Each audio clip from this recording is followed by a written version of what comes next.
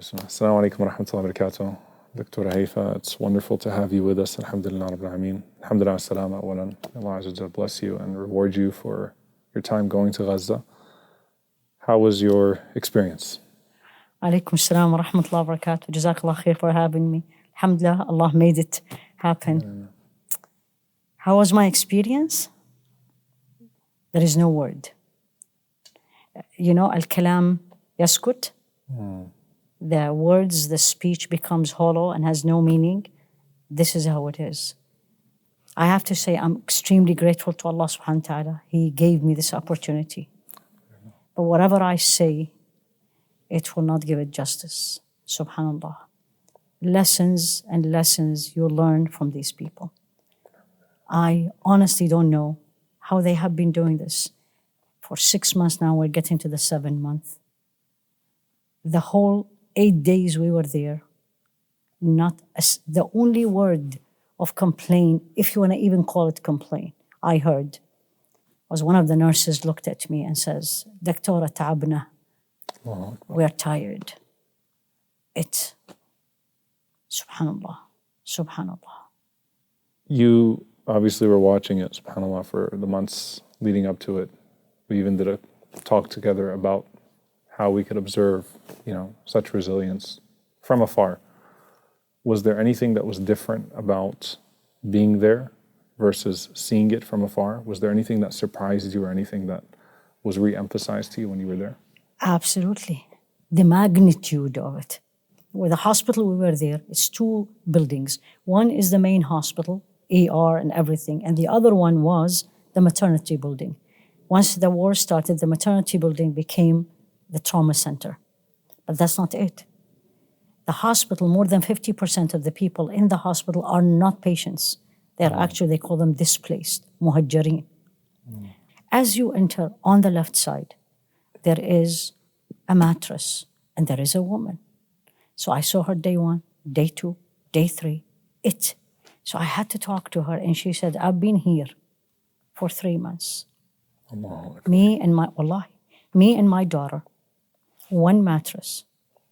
What do you eat? Whatever they give us. Whatever Rabbi jib, whatever Allah brings. Where is the bathroom? With the patient in here. And here is every corner. To walk in that building, you have to say, excuse me, salam alaikum, because either there's injured, there's family, there is stretchers to get up. And this woman, where is your family? She said, half gone, and a couple of them are still in the north. These people all came from the north, from Gaza city. Says, my husband and son are still in the north. My daughter with me, the rest I don't know. And you know what I don't know mean? Yeah. May Allah forgive me for this, but just to make it clearer for everybody. You know when they want you to taste something, they say, this is appetizer? Everything we are seeing, including from the journalist inside, is 1%, 2%, 3% from what we saw. And when you are there and you see day in, day out, enough for 8 days, you live with this sound, zzz. And I was like, what is this? Because my bed was exactly next to the window.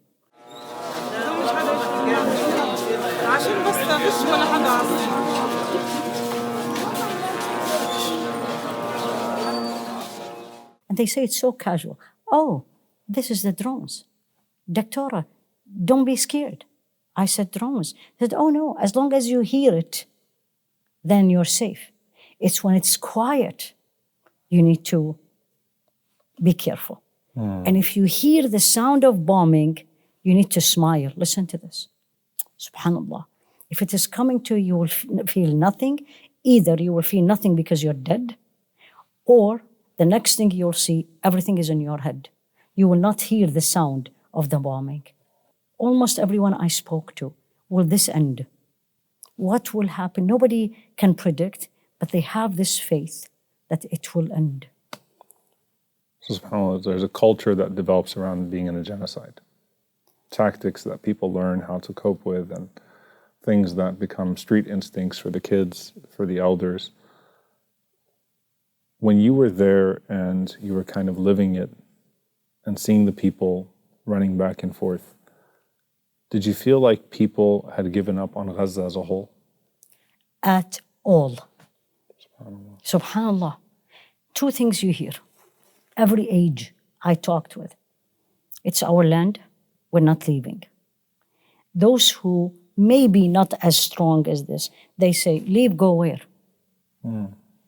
No one said, except if they have elderly, like parents, or people who are sick. For example, there was a girl, subhanallah, for 6 days, as we walk to go to our room, you pass, of course she's in the corridor, has leg injury. It is not amputated, actually one of the surgeons here saved it. And then she, we speak and she's very bubbly, happy child, 11 years old. I don't know who's with her.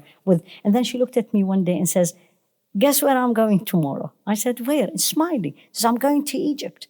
And I said, why? She said, because they're going to take care of my leg. That's the only reason why she is happy. But the fact they want to leave, no. Everyone says when we go back, even when we are leaving, it was very emotional when we were leaving. It was like, next time, because we were in the middle, we're in Deir Balah, they said, next time you'll come and visit us in Gaza City in the north. Assalamu alaikum wa rahmatullah. I'm actually talking to you from the call room, Shuhada al-Aqsa Hospital, where I just came from the ER and I saw a patient with vaginal bleeding. And you can just hear that's an ambulance because there was a bombing and shelling this morning. There is not a single place in this hospital, no waiting room, no corridor that is not filled with patients either on stretchers or most of them are on the floors. This needs to stop. There is no reason on earth that this should continue, or there is no reason on earth that this should not stop. Civilians should not pay the price for this at all. So I want to kind of walk back to when you first got there, when you first got the call, when you knew that you were going. I know that you'd let me know, subhanAllah, and it was at that time only a few people that knew you were going to Gaza from Umrah. When you step into that world, what's the first thing that hits you as you step into that world? Let me take you back. Okay. I didn't get the call. Okay. I wanted to go. Since I learned that people are going, physicians are going, I start filling every application. Nothing, subhanAllah. And then Ramadan start, day 4, a friend of mine said, fill this one probably they will. I filled it, nothing. And I really wanted to go because I felt the least I can do is what I'm doing right now, right? Even if I'm not going to do a lot of medical work, which I did, alhamdulillah, but somebody has to do something at least. So finally, we are on a group in Southern California, Muslim physicians. Before Ramadan, they put a picture of one of the female physicians out of the blue. I don't know the woman. I texted her. And I said, I want to go. And she said, Dr. Haifaa, you want to go? I said, I want to go. She said, I can't now. You have to be after Ramadan. I said, I can't after Ramadan. I have work and everything. It has to be in the last 10 days of Ramadan. That's my day off. These are my days off. Normally, I have nothing in the last 10 days, subhanAllah. And she said, let me see. Till 2 days before we're going, we didn't know we're going. They prepped us that you may be in Egypt and they will not let you go. Allah made it happen. Still, when you're in the car, and it is 16 hours car ride, it is only 5 hours, it's 450 kilos, but there's a lot of. So you reach to Rafah, is 2 sides. So this is the Egyptian side, a gate, and the Palestinian side. You leave the Rafah, the Egyptian, you get to the Palestinian, you don't see Gaza yet, because you go right away to the immigration. They kept you there till everything, the usual. The moment you come out, what do you see? Number one, you don't see any of the destructions, any of the things you have seen. And on the left side, you see, and I have a picture of it actually, a big sign in red says Gaza. Beautiful. I looked at it and I was like, am I here? Is it real? Subhanallah. And then we were there for about 2 or 3 hours. It's almost Maghrib time, and I hear someone is reading Quran. الله لا إله إلا هو الحي القيوم لا تأخذه سنة ولا نوم له ما في السماوات وما في الأرض من ذا الذي يشفع عنده إلا بإذنه يعلم ما بين أيديهم وما خلفهم ولا يحيطون بشيء من علمه إلا بما شاء وسع كرسيه السماوات والأرض ولا يؤوده حفظهما وهو العلي العظيم. What a voice. Just waiting for the adhan. And actually, walillah alhamd, we had Maghrib at the border. Under this sign, we had dates and water. Subhanallah. There is no words. It's joy. It's happiness. You don't believe what you're there. Scared. You don't know what is going to happen. But overall, grateful. I kept saying, Ya Allah, I don't deserve it. But you are generous. Alhamdulillah. How do you explain that to someone who doesn't understand? Why would you go put yourself in a war zone where the airstrikes are frequent, where the Israeli government has shown no regard for any humanitarian law, international law? I mean, people of all sorts are getting killed. How do you explain that to someone that's not Muslim? A colleague comes up to you or says, why is it that you would put yourself in that situation and then find joy in it? My colleague, she texted me and says, Happy Ramadan and Happy Eid. And I said, I'm in Gaza. She didn't say anything. 2 days later, she texted me and says, are you okay?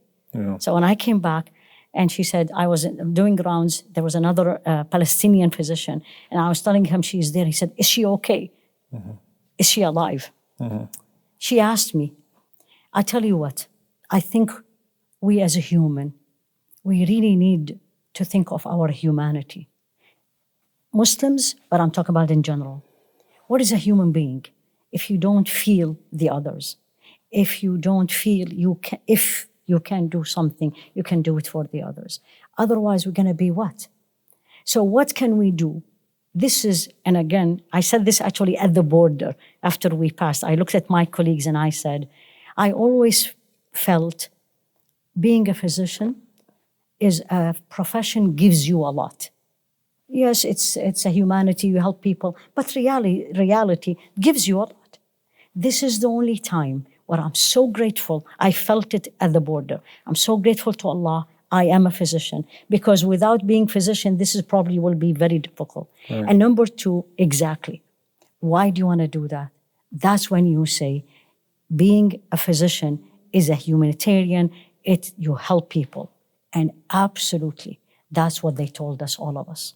Even I didn't deliver a lot. I delivered only 2 people because the drive from the hospital to the other hospital was not very safe. So they kept telling me, not today, maybe tomorrow, maybe tomorrow. But everyone looked at me especially, or everybody actually. They said, the fact you are here, tell us that you care. I never thought that I am doing something big or I'm risking my life. I just felt I have to do it. Each one of us who can, they should do it. And you know what? قُلْ إِنَّ الْمَوْتَ الَّذِي تَفِرُّونَ مِنْهُ فَإِنَّهُ مُلَاقِيكُمْ. Allah said the death that you are running away from, it is going to meet you, right? وَلَوْ كُنْتُمْ فِي بُرُوجٍ مُشَيْدَةٍ. Even if you were in a really big fortress, death will come. So running, not going because I am going to die. Well, any minute we can die. It's going to be tough. It was the toughest thing I've seen in my life. But we need it as a human to change, to feel, to grow, to mature. You have to see this. Honestly, I wish every teenager living in this country, again, this is a wish. I wish I can take them just to go and see. So you see what the reality of life is outside the bubble we are all living in, the bubble of comfort, the bubble of abundance, the bubble of, may Allah forgive me, ungratefulness. You go there and you learn from them. يلا يا مسك، ايش اسمك؟ مسك الختام. مسك الختام، كم عمرها مسك الختام؟ 9 سنين. وين انت الان يا مسك؟ مستشفى شهداء الأقصى. وين كنت ساكنه قبلها؟ بالزوايد. والان وين انت الان؟ بالعيادة الخارجية. مع مين الان انت؟ مع عائلتي. ما شاء الله، شو تسوي خلال اليوم؟ ما في مدرسه؟ بنلعب، نتسلم، نقرأ قرآن. صايمه انت؟ الحمد لله. تبارك الله. ايش راح تفطرين؟ عفش. ما نور. ايش رايك في الحرب؟ تخلص ان شاء الله؟ إن شاء الله. وترجعون فين؟ نرجع الدار. يا ربي امين. I think let's talk a little bit about that American Muslim bubble, because I think you're uniquely positioned to talk about it as a da'iya and also as a doctor.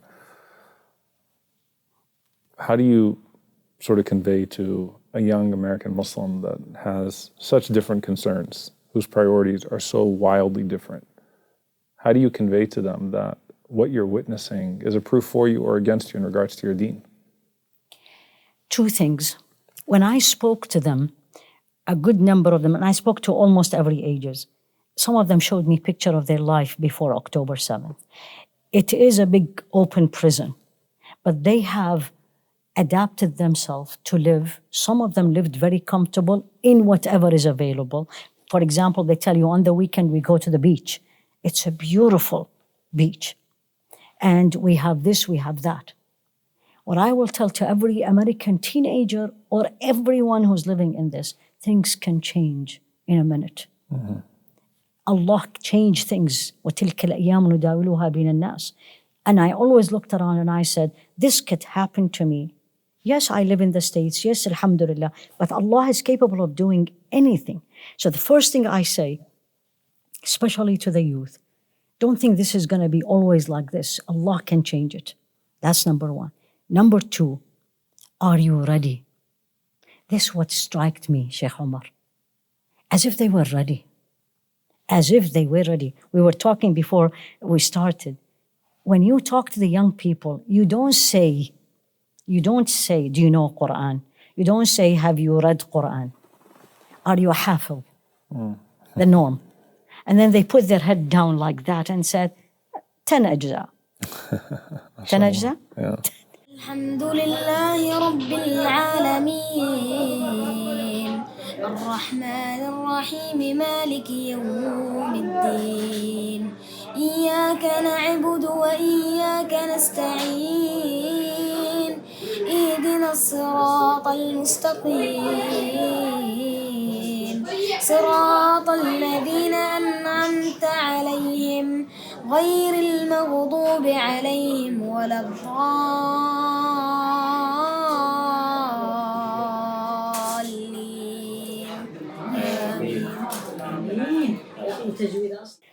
And you're talking about 15 or 14 or 13. Yeah. I met the Imam, subhanallah, who led us for Taraweeh and Tahajjud, Abdullah, 23-year-old. I didn't know the man. He's reading beautiful. Ya Allah. Taraweeh, we start 12:30, we finish at 3, sometimes 3:15. So the last day, as he was greeting us, I said, Abdullah, mashallah, you're a hafiz. فيها عين جارية فيها سرر مرفوعة وأكواب موضوعة ونمارق مصفوفة وزرابي مبثوثة.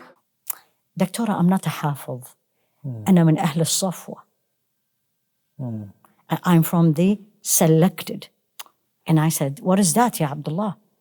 He said, we are the Ahl al-Safwa, are those huffaz who recite the whole Quran in one sitting.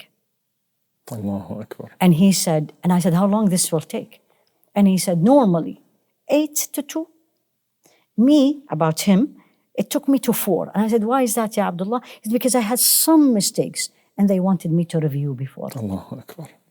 So this is how I felt. Nobody is ready for what I saw. But Allah subhanahu wa ta'ala literally لا يكلف الله نفسا إلا وسعها. You know the real meaning of it?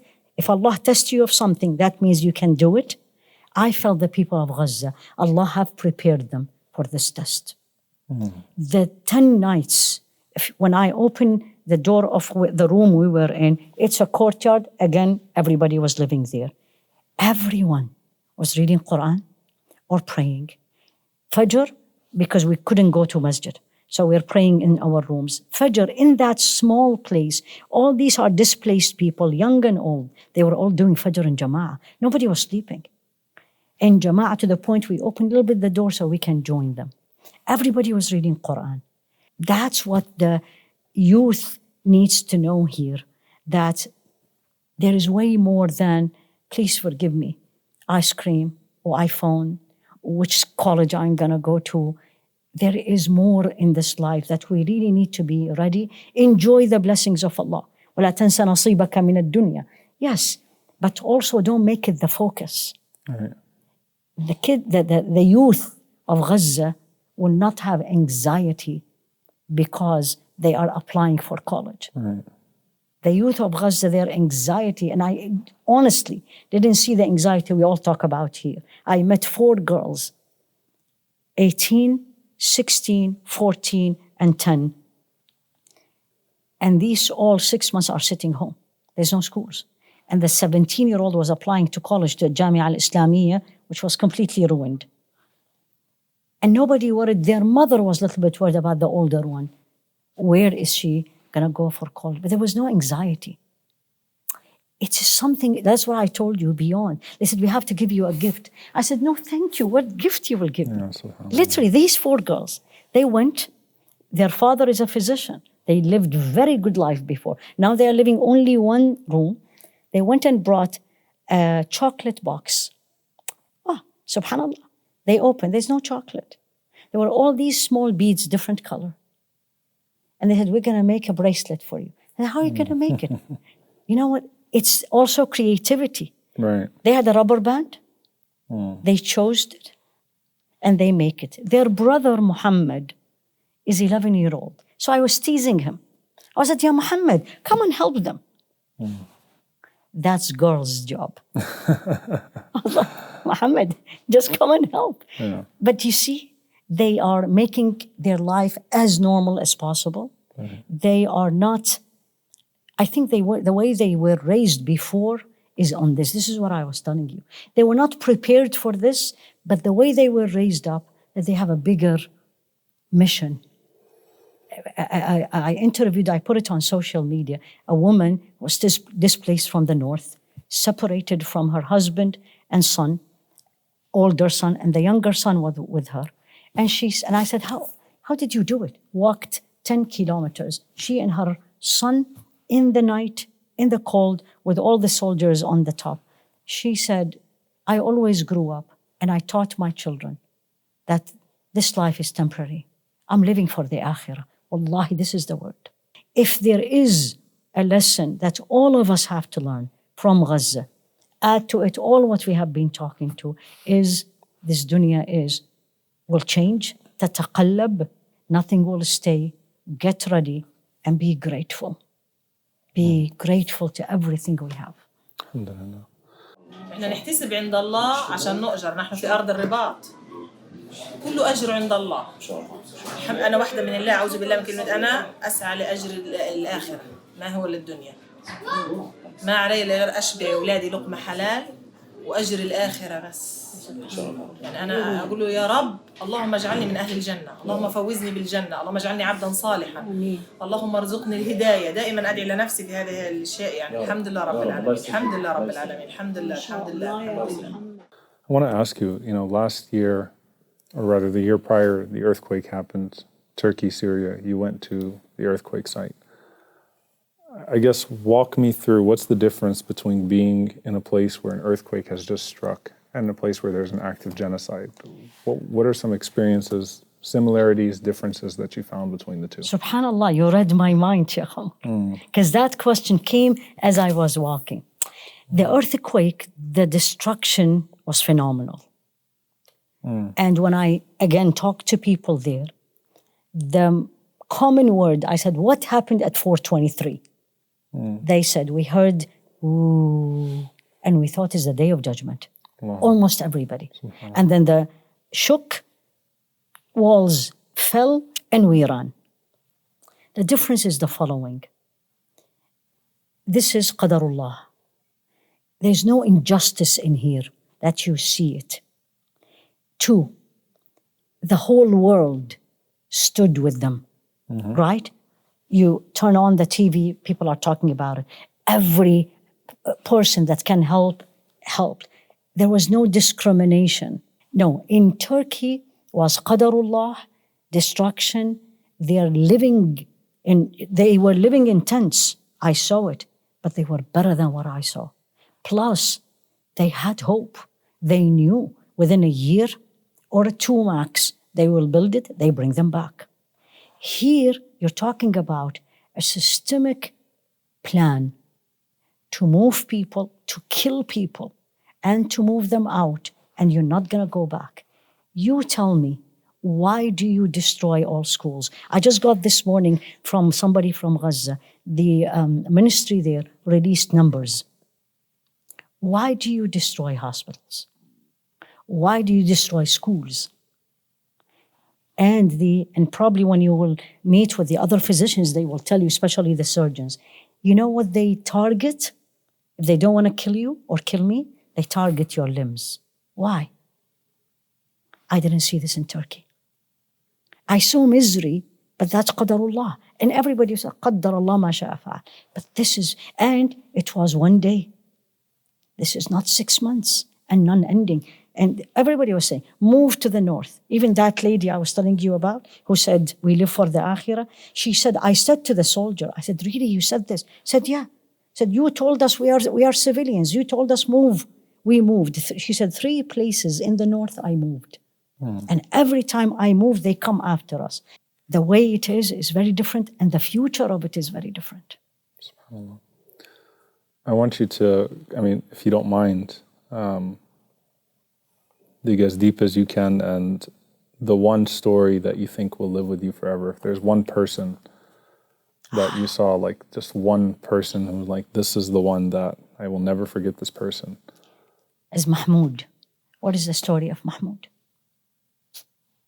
Mahmoud, his family lives about 5-10 minutes from the hospital. Now, the people in Gaza lives usually in buildings, and this building is usually for a family. So you have one floor, let's say the parents, then if the daughter is married, or the son, or the uncle, so it's usually family. He said, I came to work, and he's volunteering, and then they start bringing people. It was my house, which was completely bombed. No one survived. Father is in his 40s, mother 37, 18-year-old. He's 18, 16, I think was 10 and 4. And I said, and what are you doing right now? He said, I've been living in this hospital since that time, about 3 months now. He said, they gave us a mattress. What are you eating? He said, whatever they give us in the hospital.